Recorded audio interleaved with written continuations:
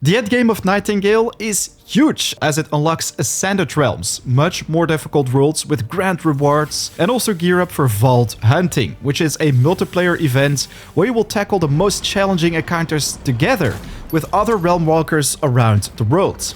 Well, ladies and gentlemen, my name is Foriam, and in today's complete endgame preparation guide, I got you covered, as this complete guide will help you to prepare for, tackle, and defeat the Elder Eoten, Sun Giant, and Automaton Bishop, and unlock the Watch to start farming the best resources and gear in the game. Let's get down to business. I want to give a quick shout out to Inflection Games, the studio behind Nightingale, for making this video possible. I instantly said yes when they asked me to make a couple of guides because I love this game, been playing for over 100 hours now. If you haven't picked up Nightingale yet, be sure to do so with my link in the description down below. But how can you start farming your way to the endgame of Nightingale? You first want to pick up a quest line. That's numero uno on your priority list. The quest line I'm talking about right here is called the Gateway to the Watch, which will only be accessible to you after you've completed all the previous quests, in which you're guided through the process of unlocking all the different major realm cards, in which you can pick up different types of blueprints to prepare yourself for the endgame.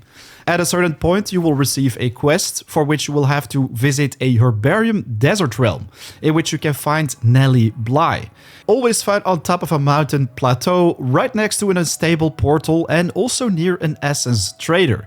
Desert realms can be pretty big and difficult to navigate in, especially if you don't yet have access to the climbing peaks. So it's important you first craft a pair of these, which is going to make climbing to the top and reaching Nelly Bly a lot easier. If you have difficulties spotting her on the map as a quest icon, focusing on the icon of the essence trader and the portal itself is going to make this hunt a lot easier. Anyways, once you've reached the location, you will find plenty more non-playable characters, but Nelly Bly will give you 3 different quests you want to complete to repair the unstable portal and get ready for the trip to the Watch. The Bishop's Charm, Heart of the Elder Eoten, and also the Sun Giant's Prize. So now comes the important part, preparation, as these guys can hit pretty hard. You want to be ready to tackle the foes. In my previous guides, I already shared everything you need to know, my ultimate crafting and resource farming guides to get you ready for these adventures. So if you want to pick up the best resources in the game, craft yourself some amazing tools to deal a lot more damage, take out these foes with ease, be sure to check them out at the top right of the screen if you haven't already.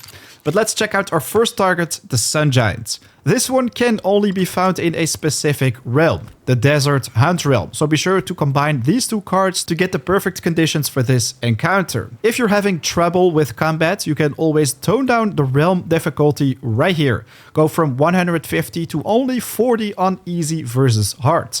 This can be done for any encounter talked about during this video, by the way.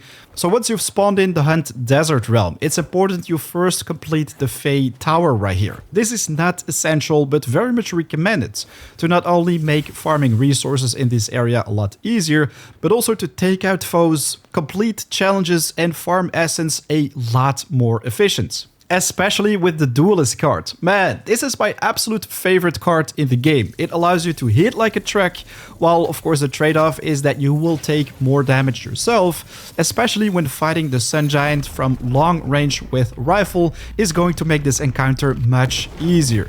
I'm gonna talk more about this when we're gonna talk about the strategy, how you can take him down quickly.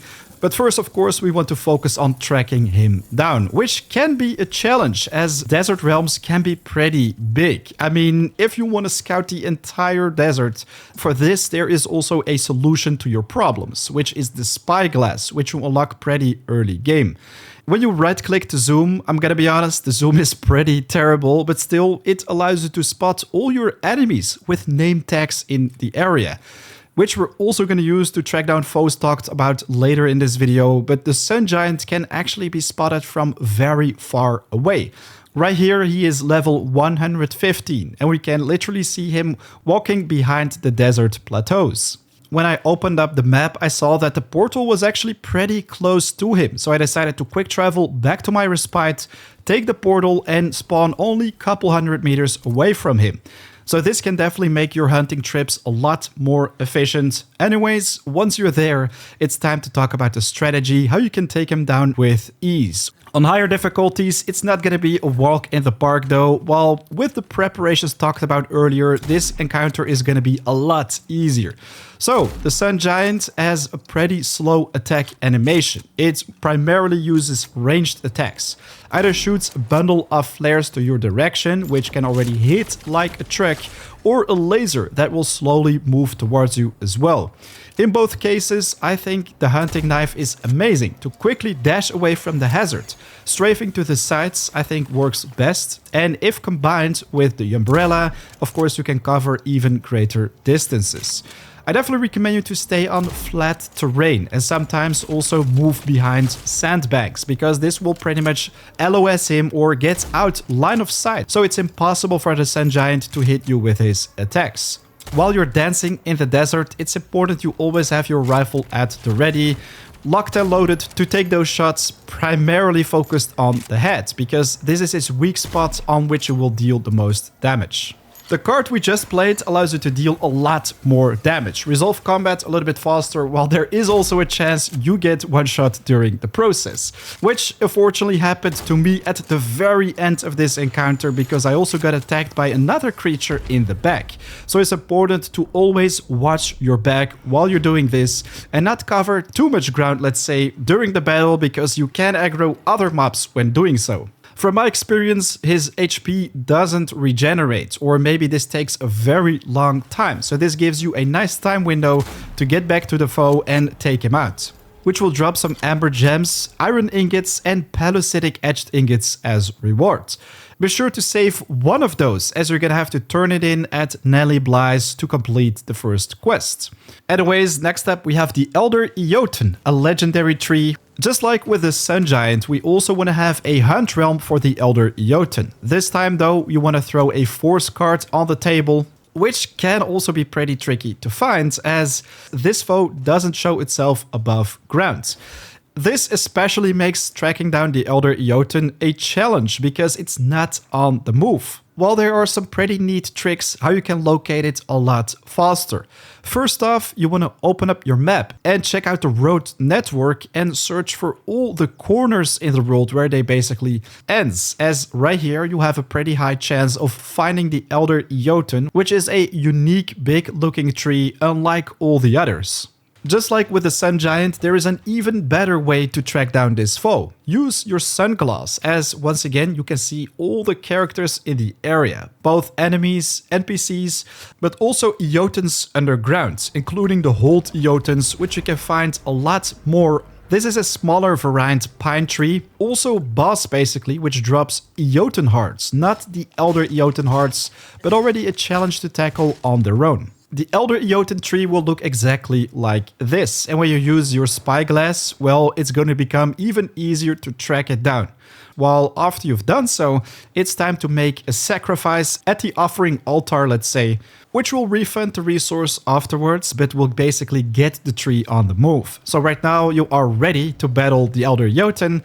Before you summon in the Elder Eoten though, it's nice to know the strategy, how you can take it down with ease. Pretty interesting. This time I wasn't able to locate a Fey Tower on this specific realm, so the card trick talked about earlier isn't relevant. Guys, let us know in the comments down below if this also didn't pop up for you, or maybe you were lucky enough to find one. If that's the case, be sure to throw on some cards to make this combat a little bit easier, but the strategy for tackling Eotens in general stays pretty much the same, while for the Elder Eoten we have a couple more challenges. So first off, the tree summons a ring of spiky twigs around it. A trap which you want to escape from as quick as possible, because the tree can attack with its 4 legs. Deal a lot of damage with those roots. So take out your felling axe, while there is also height differences which you can take to your advantage. If you have some smaller rocks to stand on, you can either jump on that and then jump outside of the fence, let's say, or use your dash ability during combat when quickly switching to either the hunting knife or sickles. Funny thing is, if the Elder Eoten has made this circle, apparently he cannot escape from it himself. So you want to fight your way through it and get in melee range to basically hit him on his weak spot, which are these shiny ornaments on each leg. Apparently not all the legs are vulnerable. There is only one of those which you want to hit with your felling axe, very important, not with a ranged weapon or anything else, because this will deal less damage. On top of that, the Elder Eoten also summons in these wisps, which you can also find at Bastilles of Insight. Very annoying little creatures which don't deal a lot of damage, but if you take out your rifle, you can most likely one-shot them with a well-aimed shot. Anyways, when you are ready for a couple more swings, be sure to rush to the target, hit him on the weak spot with your felling axe, and at a certain point, the Elder Eoten will fall. As a reward, he will drop those Elder Eoten hearts with a couple more resources, interesting for crafting, but especially important to complete that quest at Nelly Bly. Last but not least, we have the Automaton Bishop. This was actually the most challenging one for me personally to find, because apparently I was a little bit unlucky. It's important that you throw in a desert realm card, as this seems to be the only type of realm in which you can find them, but the major card isn't very important, as if, for example, we throw in an astrolable card right here and go to the NPCs and Creatures tab, very useful, by the way, to track all sorts of creatures like legendary animals. Right here we have Louise, Divider of Nations. Also have the Automaton Bishop. Well, I had the highest chance of finding the bishops in Herbarium realms or Gloom realms. So if you're making your trip to Nelly Bly, you can actually do these at the same time to make completion of this quest even more efficient. So this brings us to the challenging part, tracking down the Automaton Bishop, which from my experience took much longer than I thought. So you can find multiple Automaton Bishops in one realm, so you simply have to scout the entire desert to have a chance of finding one. I scouted my entire first realm and wasn't lucky, so I opened up another one, where I did get lucky and found two at the same time. Again, guys, use your spyglass to make finding this target a lot easier. You want to search for these metal minions, let's say, the pawns, and all the other golden metal machinery with the bright blue colors, let's say. Don't get confused with the knights, which usually go into melee combat and deal a lot of fire damage with their attacks. The Automaton Bishops have a different skill set and are also slightly easier to take out. So the strategy which I like to apply to take out these bad boys is to use a maul. They are vulnerable to blunt damage, so that's going to be your easiest way of taking them out quickly. While if you get in close range, they also use lasers, for which you definitely want to be careful for, because they can hit pretty hard, while all the smaller robots will come to its aid and try and take you down with their very slow, easy to dodge attacks, let's say. Anyways, a couple swings with your maul should do the job, and the metals they all drop with their hearts, let's say, are mineable. So be sure to do that to gain access to some pretty interesting types of metals, which you can then convert into ingots. With the bishop down, you should also have the Automaton Charm Oil, the final ingredient you need to complete your quest at Nelly Bly's. So now with all the resources in our inventory, it's time to travel back to a desert herbarium realm and visit Nelly Bly. Again, you're gonna need those climbing picks to scale terrain, to reach the SS Trader, the portal, and this lady. So once you've handed over all the resources to Nelly Bly, it's time to travel to the Watch and reach the leader of the explorers. So now we're gonna jump in this no longer unstable portal and reach the bottom of this cave, where we will find a portal, but also Puck. After the interaction, you can jump into it, which gives you access to the Watch. Congratulations! Now you're ready for the endgame. A hub with everything you need. SS traders with the best blueprints in the game. Other players you can team up with to start vaulting. Complete challenging dungeons, which will give you access to the highest tier essence, unlock the best gear in the game, and so much more. Be sure to complete all the quests right here, interact with pretty much every single NPC you come across, and also check out the basement, as this is where you can start vaulting, partake in challenging dungeons, and take out bosses of different levels. Especially the Ascended cards and excellent workstations, which you can pick up right here, are going to dramatically expand on all the possibilities for base building and crafting you will have in Nightingale.